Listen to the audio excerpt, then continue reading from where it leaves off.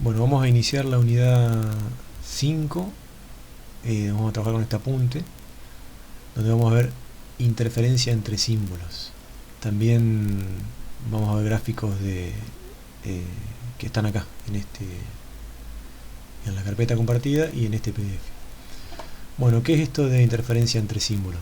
También lo van a encontrar con el nombre en inglés, con las siglas ISI, por Inter-Symbol Interference, y trata de lo siguiente: cuando el ancho de banda de un canal es más angosto que el de la señal que yo quiero transmitir, señal digital estamos hablando, los pulsos de esa señal digital tienden a dispersarse o a ensancharse, causando una interferencia con el pulso vecino.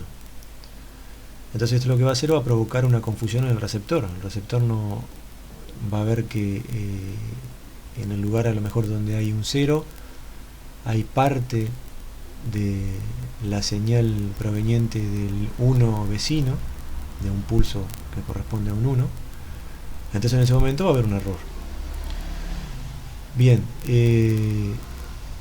un pequeño recordatorio: nosotros habíamos visto distintas formas, o como mínimo dos, de calcular el ancho de banda ideal o de Naisquick de una señal digital, que es la tasa de pulsos sobre 2, pero habíamos comentado que esto es puramente teórico y además sin presencia de ruido, y que si queremos algo un poquito más parecido a la realidad, teníamos que tomar un ancho de banda práctico que corresponde a la tasa de bit, ¿no?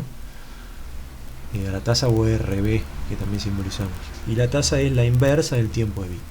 ¿Por qué? Bueno, porque si yo tomo un pulso, acá se ve medio feo, pero va a servir para el ejemplo.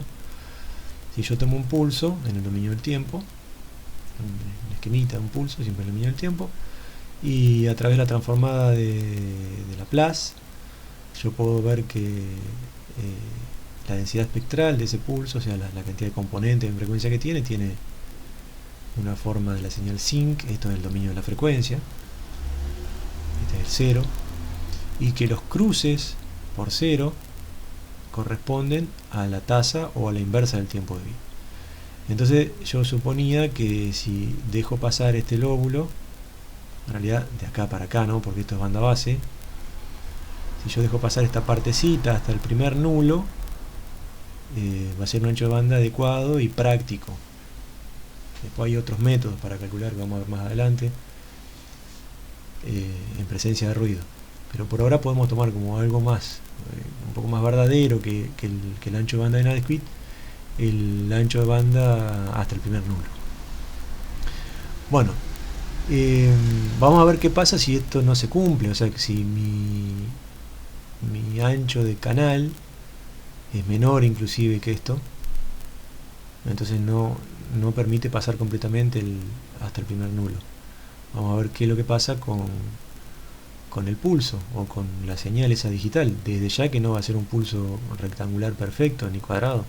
Estos flancos van a estar, como habíamos comentado recién, se van a como ensanchar o dispersarse, ¿no?, desparramarse.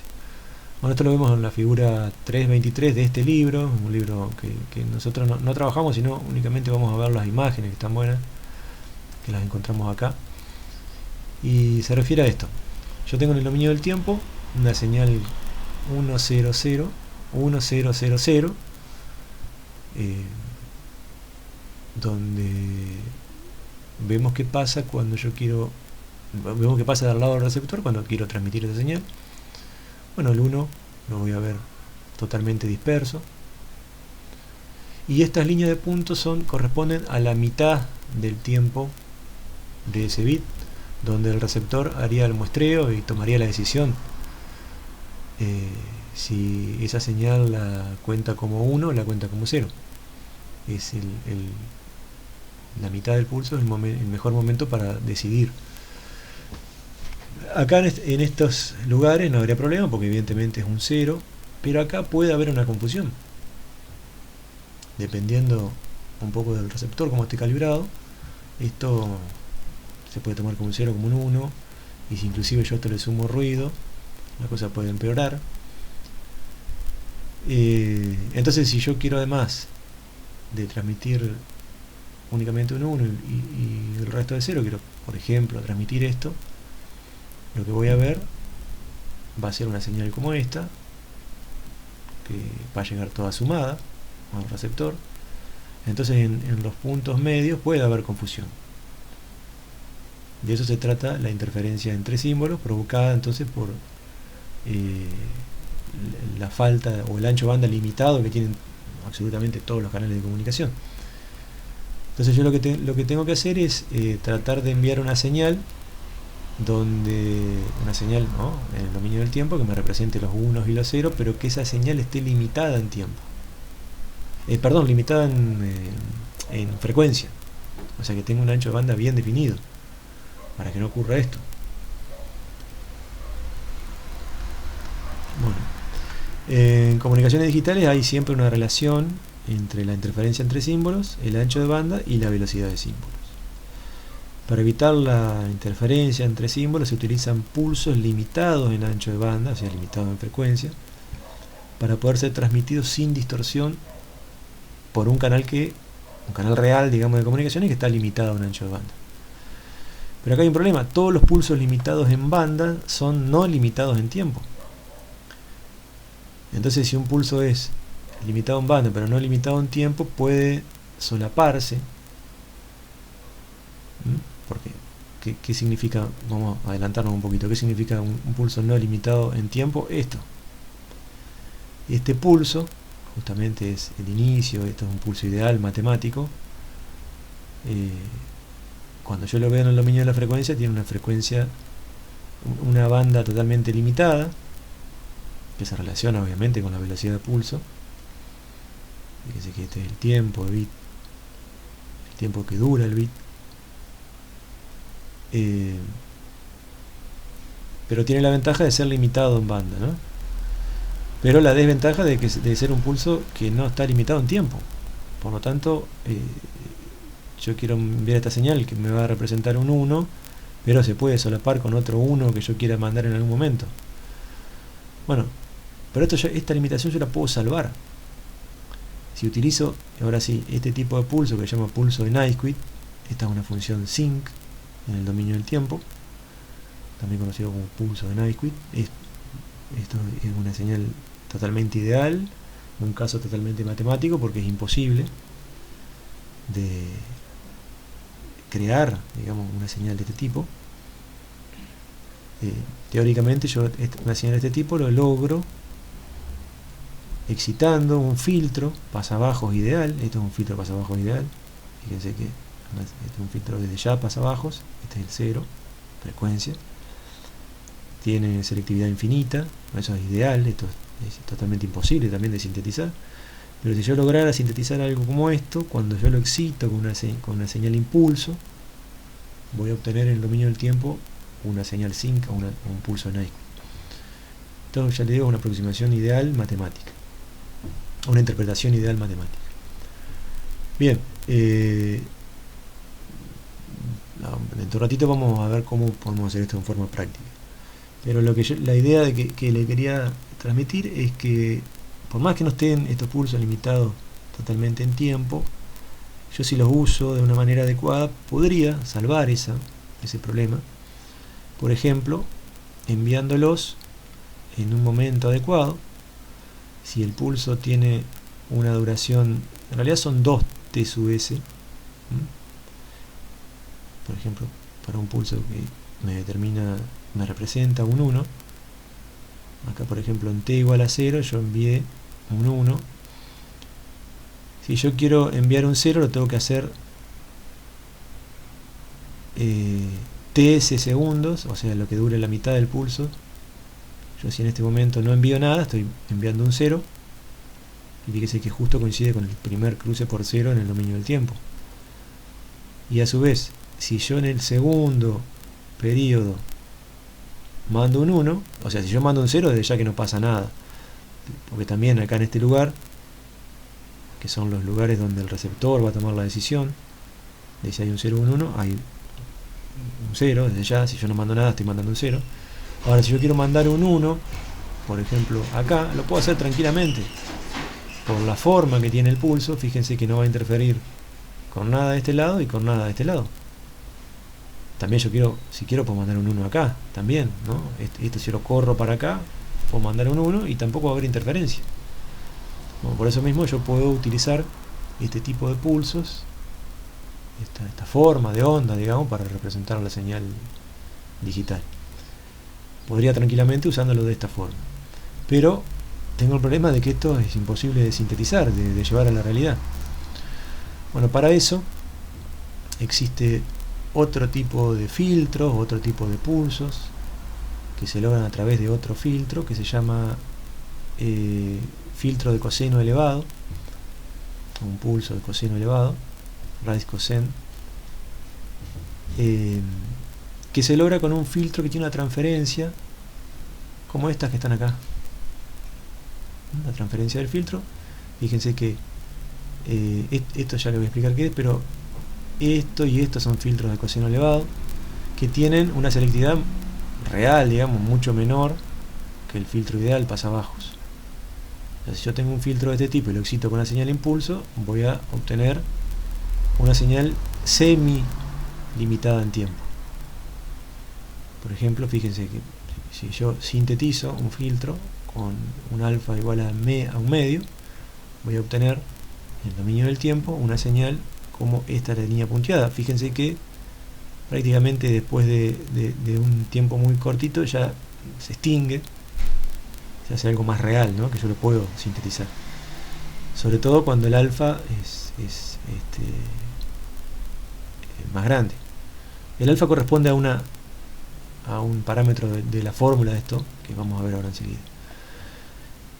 Entonces yo acá también, utilizándolo de manera similar a lo que hablamos acá, estos pulsos yo los puedo utilizar entonces para que tengan un ancho de banda limitado y por lo tanto que no tengan dispersión cuando yo utilizo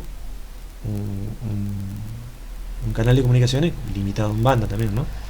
Y el ancho de banda, por ejemplo, también de estos pulsos va a depender del alfa.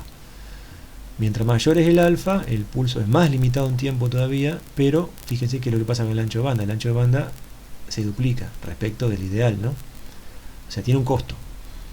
Voy a ocupar un poquito más de ancho de banda, pero si yo garantizo un ancho de banda de este tamaño, voy a garantizar también que no va a haber interferencia entre símbolos. Ese es el concepto. Si yo hago el alfa un poquito más chico, bueno, voy a gastar menos ancho de banda, pero el filtro no va a estar completamente limitado en tiempo. Bueno, esta gráfica es exactamente la misma. En vez de llamarlo alfa, lo llama beta, pero son todos pulsos de coseno elevado. Bueno, a ver, ¿cómo hago entonces para sintetizar estos filtros? Bueno, la manera práctica de hacer esto es hacerlo en forma digital. Bueno, esto que está acá es lo que les comenté hace un rato.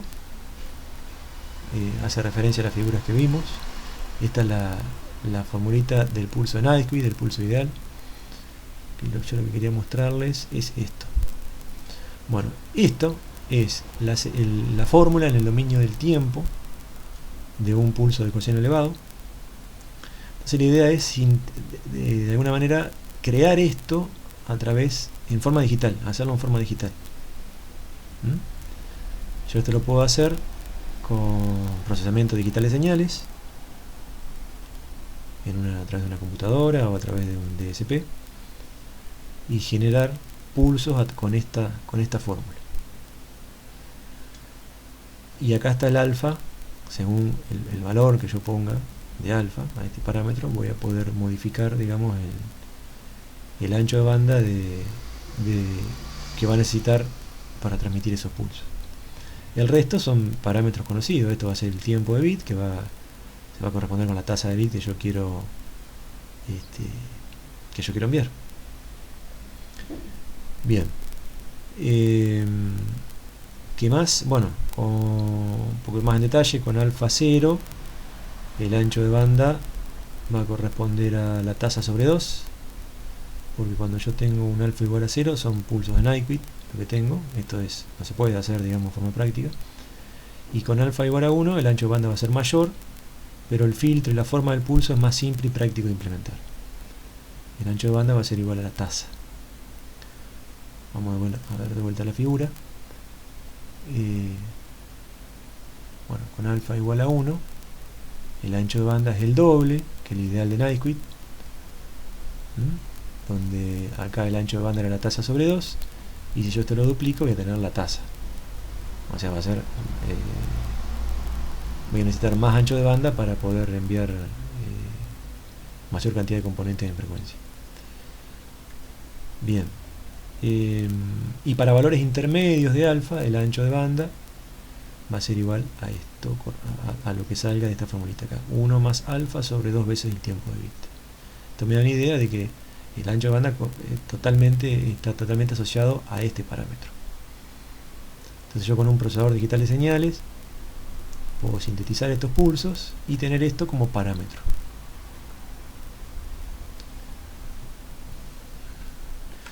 Algo que me olvidaba, el alfa modifica ese flanco, el flanco del filtro. Recuerden que esto siempre es el dominio de la frecuencia, ¿no? Es la transformada del pulso. Pero si yo excito, digamos, yo lo que puedo hacer es obtener una transformada Z de esto, y con un procesador digital de señales excitar esa transformada Z de esto con un impulso y obtener esto en el dominio del tiempo, esto. Bien, les decía, este flanco también se lo conoce como roll-off, lo van a ver en la literatura o en internet como roll-off. El roll-off de los filtros, de este tipo de filtro, está asociado con este parámetro de los filtros de cocina elevado. Bueno, por último vamos a ver algo que se llama diagrama de ojo. El diagrama de ojo es una herramienta, una técnica de medición que me sirve para diagnosticar el estado de la comunicación a nivel de hardware. Por ejemplo, ¿en qué consiste? Vamos a suponer que yo tengo un osciloscopio que está configurado para que cada 3 bits, esto es una secuencia, digamos, de ceros y unos que, por ejemplo, yo voy a medir en una línea de transmisión a la entrada de un receptor. O sea, de alguna manera mido la tensión que representan esos ceros y unos con un osciloscopio en la entrada del receptor o en alguna parte de la línea de transmisión. Y al osciloscopio, con el que voy a ver la forma de onda, lo configuro que cada 3 bits haga una captura de lo que estoy viendo y que, bueno, no solo que lo muestre en pantalla, sino que retenga esa imagen en la pantalla. Cada vez que pasan 3 bits, toma una muestra de la tensión y me la dibuja en pantalla y queda dibujado. En la segunda muestra que haya también va a tomar esa forma de onda y la va a dibujar en el mismo lugar, la va a superponer con la anterior. Por ejemplo, esta que está acá podría haber sido esto. Esta que está acá es esta que está acá. Esta que está acá es esta. Bueno, y así sucesivamente. Acá está la superposición de estas tres señales. Bueno, y esto me da el diagrama que está parecido a un ojo. Esto se llama el ojo de la señal. Esto es muy útil porque en el caso de tener problemas o errores por interferencia intersimbólica entre símbolos, voy a ver que esto se va a cerrar. Se va a ir cerrando cada vez más, porque si el problema es de la interferencia entre símbolos porque se van dispersando los pulsos, esto se va a correr cada vez se va a correr más para acá y se va a tardar más en volver a 1, y así va a pasar con todos, y eso me va a dar una idea de cuál es el problema. Acá hay otras distintas con distintas formas de señal, no tan perfectas como esta, pero todas conceptualmente significan lo mismo. Bueno, y acá tengo algo un poquito más real, donde no todos los pulsos son iguales, porque acá si todos los pulsos son iguales, el diagrama va a ser así, acá también. todos los flancos son iguales, entonces el diagrama va a quedar de esta manera. Acá ya algunos pulsos son más altos, otros están más dispersos, otros empiezan antes, otros empiezan después, y me van dando la forma de un ojo que se va cerrando a medida que aparecen más problemas. Ya vamos a volver a esto. Acá, por ejemplo, tengo algo real pero simulado, y acá tengo algo real medido. Donde, bueno, claramente se ve que al empeorar, digamos, o hacer más limitado el ancho de banda, esto se va cerrando cada vez más. Le quería comentar algo sobre este efecto que se llama jitter, que ocurre cuando el periodo de bit o el tiempo de bit no es siempre el mismo, sino que a veces es más corto, a veces más largo. Eso está asociado con el reloj que genera los pulsos. Ese clock, ese reloj, si bien en promedio puede tener una frecuencia exacta, pero instantáneamente hay momentos que se hace más rápido y momentos que se hace más lento, o sea, hay una modulación en frecuencia producida por el ruido. Bueno, ese efecto se lo ve como un temblequeo en los pulsos y se lo conoce como jitter. Bueno, el jitter queda en el diagrama de ojo perfectamente evidenciado, porque esta parte ya se cada vez más ancha. Entonces también es otra forma el diagrama de ojo de ver si el problema está por jitter o por interferencia entre símbolos a causa de lo que ya estudiamos. Así que bueno, conceptualmente de esto se trata el diagrama de ojo.